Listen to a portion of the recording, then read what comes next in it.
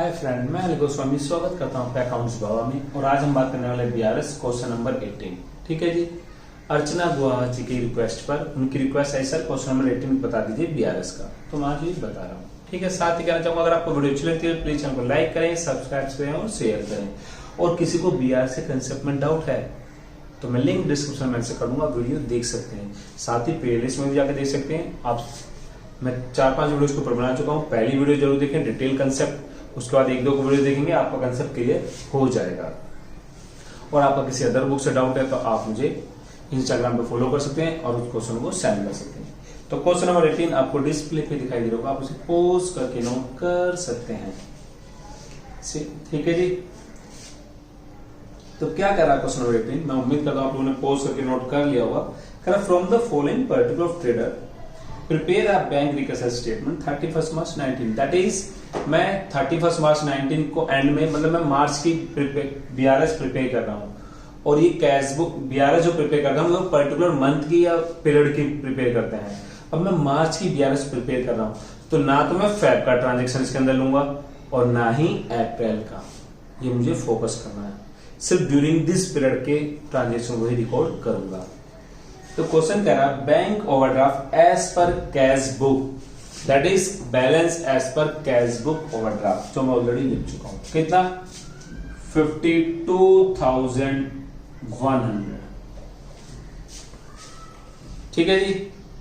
अब मुझे इस क्वेश्चन को समझना है, करने में कोई प्रॉब्लम है ही नहीं अगर हम समझ लें क्वेश्चन क्या कह रहा है। जैसे कि सेकंड पॉइंट कह रहा है during the month the total amount of cheque 94,400 word deposit. Deposit मतलब जमा करना। दैट मीन्स मैंने 94,400 के चेक बैंक में जमा करे। उससे पहले 2 बुक होती है, कैश बुक और एक पासबुक। कैश बुक मेरे पास है, पासबुक बैंक के पास है। अब जब मैं बैंक में चेक जमा करने जाऊंगा तो पहला काम क्या करूंगा, जो मेरे पास बुक है अपनी पर्सनल, एक तरह से ये समझो आप, उसमें क्या करूंगा, डाटा को ऐड कर लूंगा ना। तो मैंने अपनी बुक में ऐड कर लिए 94,400। बट क्वेश्चन क्या कहता है कि बट उसमें से एक cheque 11,160 has been enter into the passbook 5 April. उसमें से एक चेक के पैसे मुझे मिले 11,160 नेक्स्ट मंथ में, अप्रैल में। दैट मीन्स मार्च में पैसे नहीं मिले, जबकि मैं तो मार्च में ऐड कर चुका था सारा अमाउंट। तो उतना अमाउंट मैं कम कर दूंगा जितने पैसे नहीं मिले। कितने? 11,160। तो second cheque deposit 94,400। Out of this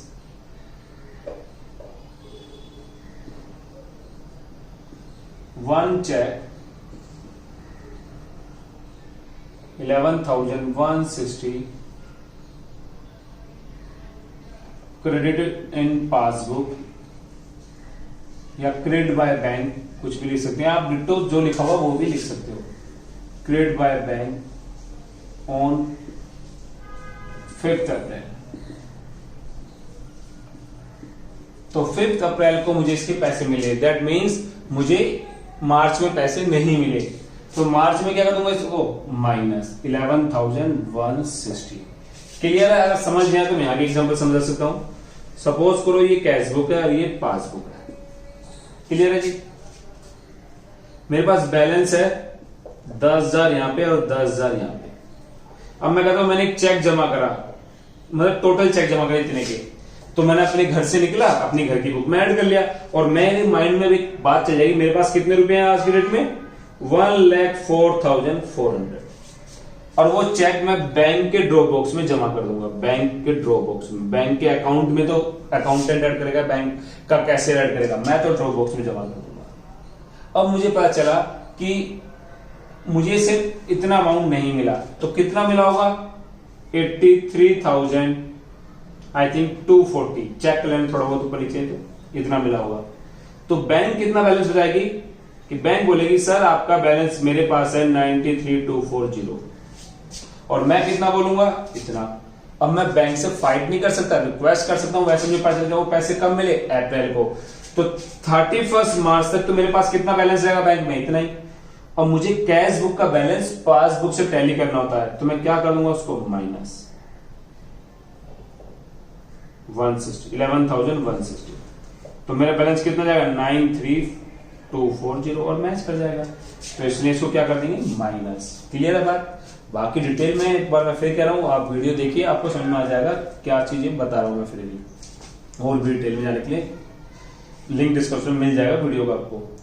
third point कहता है ड्यूरिंग द मंथ आपने 895 draw in favour of creditor. That means आपने इतने के चेक काट के दे दिए किसी को, और जब दे दिए तो माइनस क्या होगा, इतना याद रखना बस।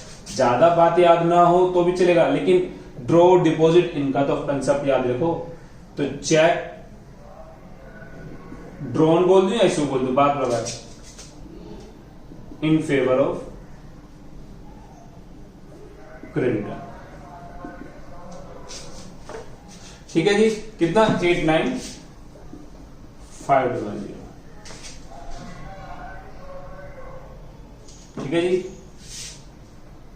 1 creditor 38,580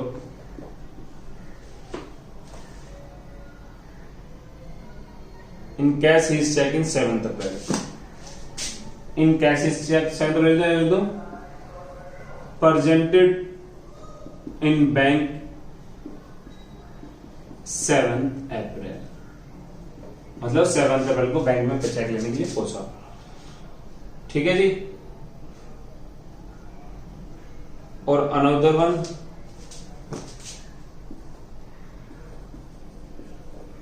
one 4320 also not presented।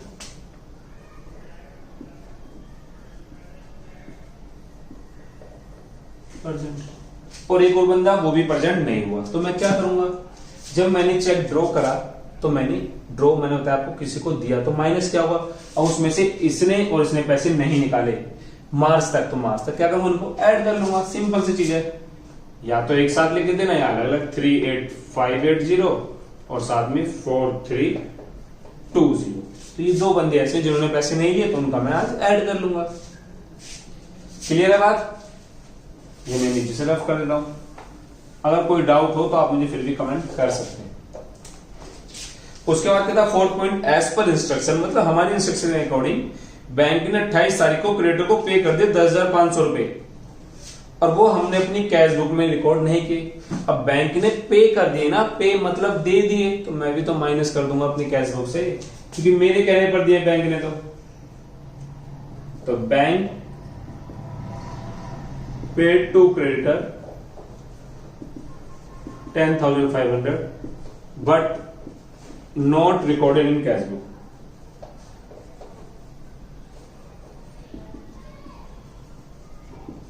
तो आज रिकॉर्ड कर देंगे, पे किए तो माइनस किए, तो मैं भी क्या कर दूंगा, उसको माइनस कर दूंगा 10,500।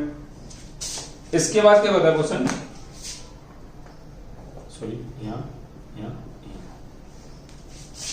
उसके बाद क्या था, फिर अकॉर्डिंग टू एग्रीमेंट एक कस्टमर ने, एक डेटर ने डायरेक्ट हमारे अकाउंट में जमा कर दिए पैसे, और कैश हुआ एंट्री पास में। अब कस्टमर ने या डायरेक्ट डेटर ने डिपॉजिट कर दिए ना, पैसे जमा कर दिए ना मेरे अकाउंट में, तो मैं भी ऐड कर लूंगा, क्या प्रॉब्लम है। तो simple amount deposit bye debtor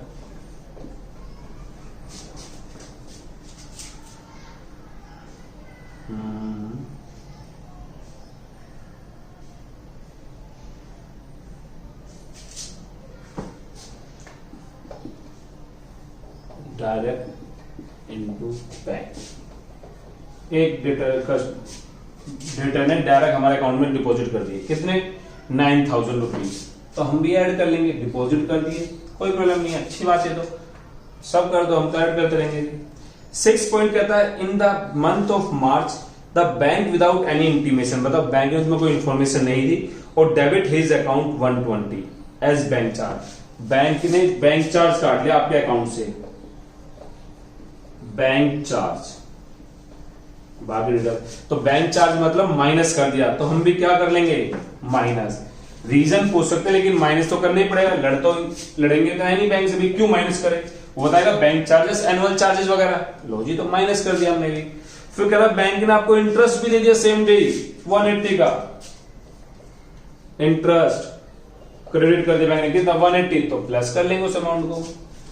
last में क्या था, तुमने कैश डिपॉजिट किया था हमने 5,780 का, बैंक ने गलती से उसको रिकॉर्ड कर लिया 7,580 and the error was rectified the bank before 31 मार्च। लेकिन हम एक तरह से 31 मार्च को बुक प्रिपेयर करने से पहले वो गलती रेक्टिफाई कर ली गई। जब वो गलती सुधार ली गई है तो उसमें तो कुछ होगा ही नहीं। तो हो गया कंप्लीट। इसको टोटल कर लेंगे, कैलकुलेटर तो हमने ले रखा है, तो 52,100 प्लस 111 52,100 प्लस 11160 प्लस 10500 प्लस 120, ये आ गया मेरा 73880 माइनस 38580 माइनस 4320 माइनस 9000 माइनस 180।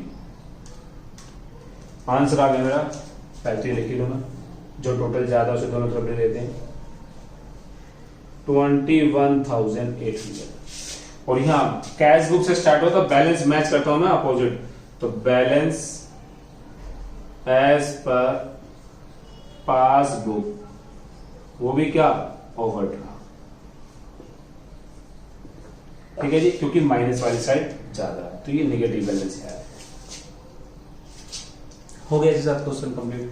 तो उम्मीद करता हूं अर्चना जी आपको क्वेश्चन समझ में आ गया होगा। इसके बाद भी आपका कोई डाउट है किसी अदर बुक से तो आप मुझे कमेंट कर सकते हैं। साथ ही आपसे उम्मीद करता हूं कि आप चैनल को लाइक करेंगे, सब्सक्राइब करेंगे और शेयर करेंगे अपने दोस्तों को, जिससे वो भी अपने कंसेप्ट क्लियर कर पाए।